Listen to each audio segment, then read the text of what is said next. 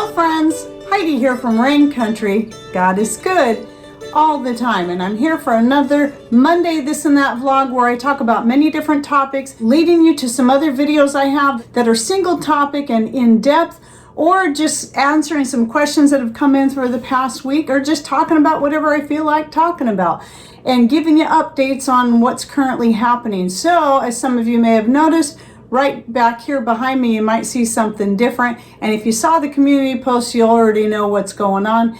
So Patrick is finally getting the new cabinets that he built from scratch, the whole cabinet.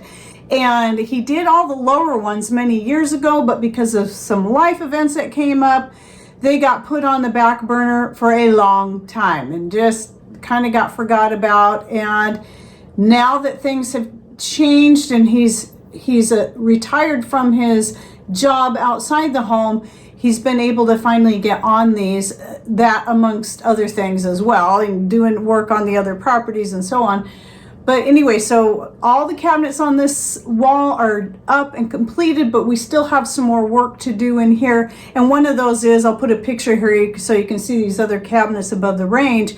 You'll see that nasty, ugly looking wall underneath the upper cabinets in the vent. We finally pulled out that old microwave that's been in here forever and getting rid of that thing, because when Patrick built these lower cabinets and put in this top here, that was what we used for the splash guard behind the range, but it only came up as high as it needed to, which was because the microwave sat lower. And I'm so glad to have that big massive thing out of here and just have a vent in here again.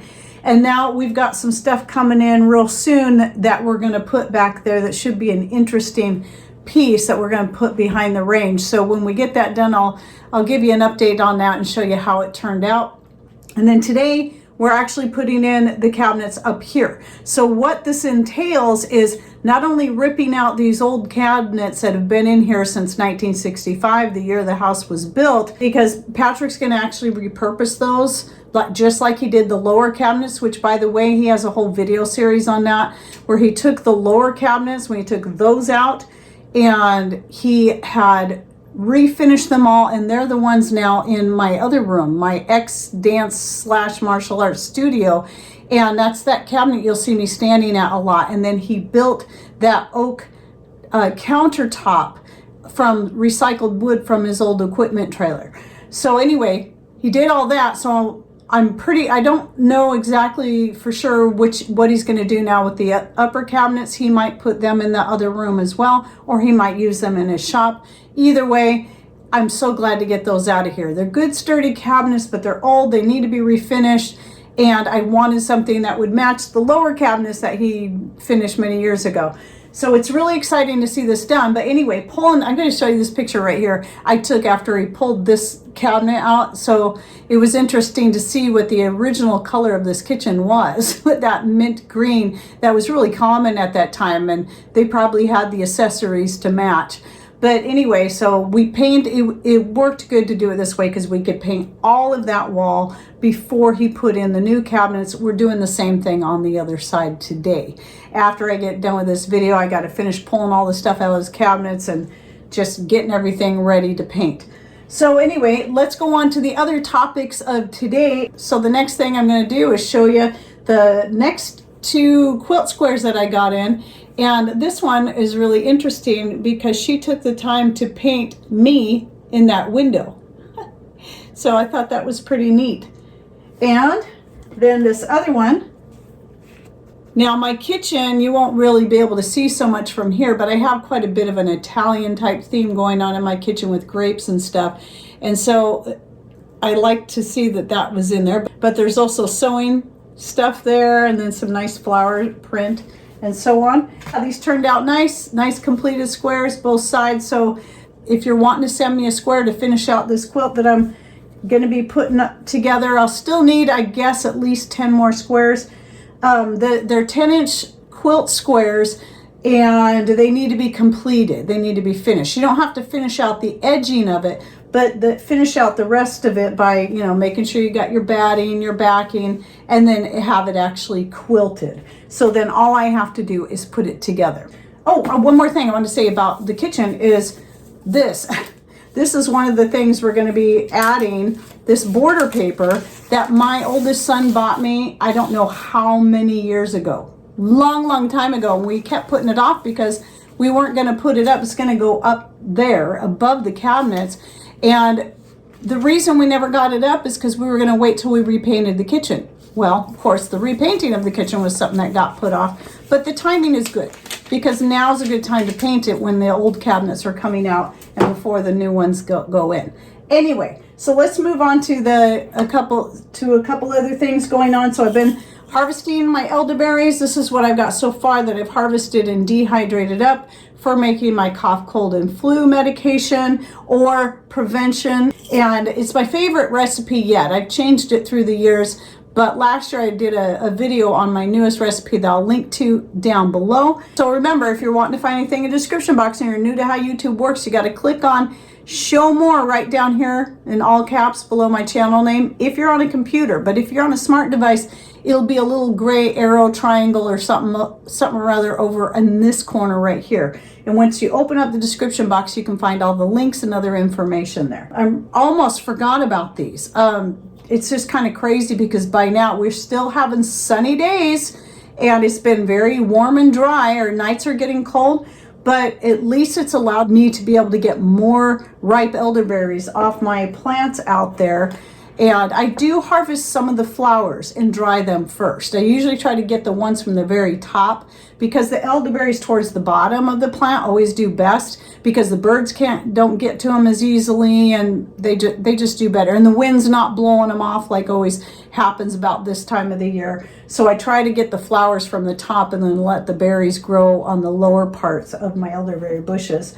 And then right here is some hot pepper powder. Now, you might be looking at it going, well, it doesn't look like it's very hot. Well, I'm telling you, it is, because we always think of it as being red like cayenne pepper. Well, the reason why this is this color, let me show you a picture here of what it looked like last year. And you'll see it's definitely more red. It's the same peppers. This is from my Chinese 5-color peppers. The peppers come in purple and they go through various different colors until they get to red. Red is the last color they turn. Now, if you pick all the peppers and then let them sit out for a time, they'll all eventually turn red. But I didn't want to do that this time. I wanted to just go ahead and dehydrate them all up right away. You can eat them at any color phase that there are. So this, I was also curious to see what color the pepper powder would turn if I had all those in there mixed together. So there's purple, orange, red, yellow, cream colored peppers all in here and various shades in between those.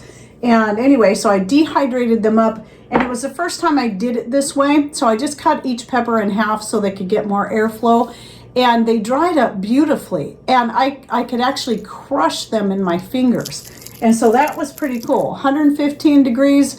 I think 12 hours would probably be sufficient. I went ahead and ran them for 18 hours because of the other stuff I had in there, because I was also drying the elderberries, which was one of the reasons I went ahead and did the peppers right then, because I wanted to fill up my dehydrator since I was running it anyway.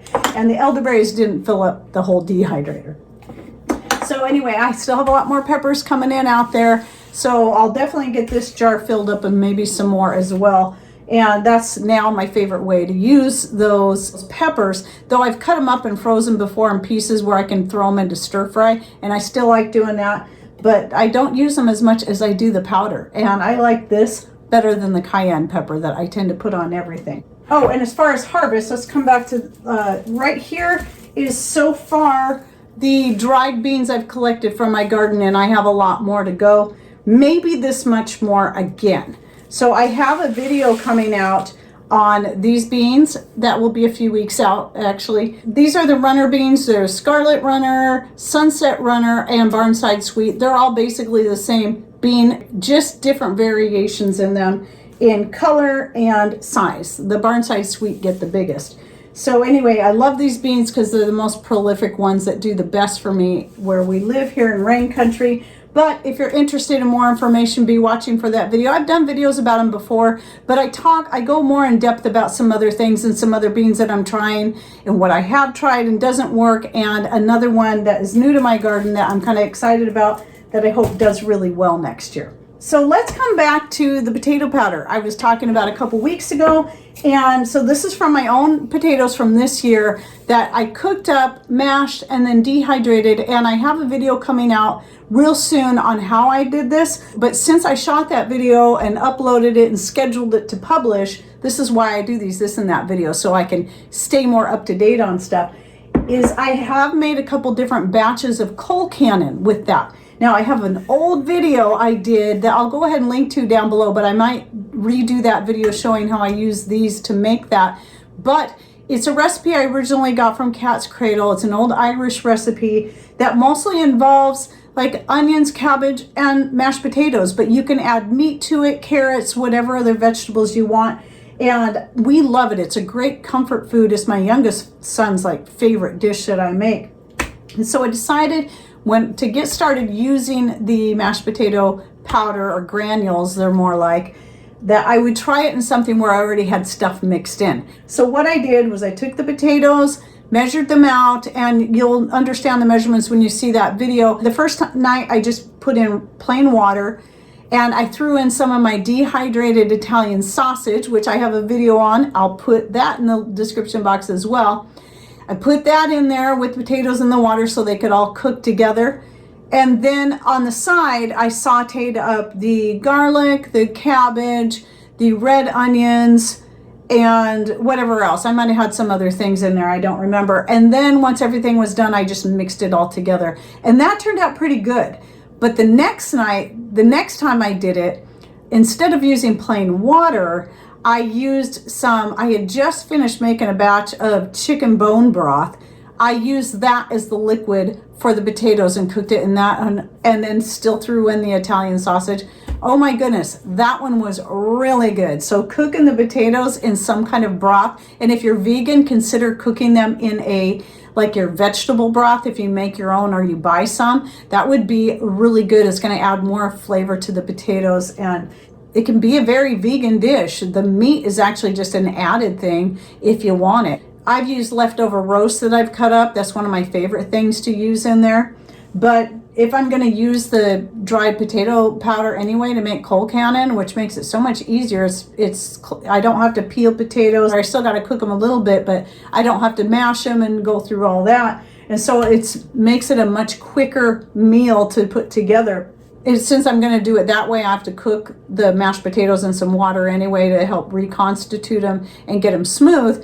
It makes sense to throw some kind of dried meat in there. So either the dried Italian sausage or the dehydrated ground beef or ground venison, because I have both back in there. Those are some really good options to toss in there. Whatever dried meat that you have you'd like to use in there. If you want chicken, dehydrated turkey. But one thing about those, and I've said this before, is that when you dehydrate, if you're not freeze drying, when you go to dehydrate poultry, chicken, turkey, freeze the cooked meat first. And then it does something to the consistency of the meat that then when you go to dehydrate it, it makes it very crispy and easier to break up and rehydrate. And you can powder it real easily too. So you could always just add the meat powder in there if you want, rather than having the pieces.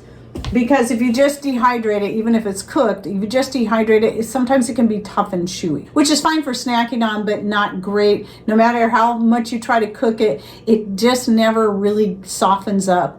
But freezing it first makes a big difference. And so anyway, that turned out really good. And again, I'll probably do a video on how I did this, a little more specific on the coal cannon, using the potato powder or granulated potatoes. And then a couple other things is the mixed spice. You might have seen another community post where I was mentioning the mixed spice blend. I have a video on this. And this is the time of year I like to put a pinch of that in my coffee in the morning. I drink my coffee black, but sometimes I just like some flavor. I don't like any kind of sweetener in my coffee. And cream's fine now and then, but it's rare I ever use that. I just prefer it black, but sometimes like a little flavor. In the summertime, when my chocolate mint is coming in, I'll put a sprig of that in my coffee and pour the hot coffee right over it so it infuses into the coffee, and that is wonderful. But when it gets to be fall, I like my mixed spice. And that's also a way to help boost your immune system, adding the mixed spice blend in there. So you can check out that recipe, and I think I do talk about the various different ways that I use it. All right, well, I think that was everything I meant to talk about in today's video. So whatever I missed today, I will talk about next week. And any thoughts or ideas or whatever you want to add, go ahead and put those in comments down below. Which, by the way, really appreciate the community interaction. We learn so much from each other. I've learned so much from people who put in their comments. And even if it wasn't something I personally could glean from, it's just really encouraging to see how people can help each other out, such as the video that came out last week about the time management, and somebody that came in there and went more in depth about people who have disabilities and ways that things that they can do. That was very thorough, and I thought that was very good. So I actually pinned it to the top so you can find it if you go in there. So if you're like, well, this video doesn't apply to me, well, sometimes you can find great comments under videos that do. And that's the great thing, is we're all going to have our own ways of dealing with things. We're all going to have our own issues that we have to work through, and by interacting, we can learn so much from each other and find through these little gems here and there what's going to work best for us. All right, well, I hope you enjoyed this video. Thanks for watching. Take care, and God bless.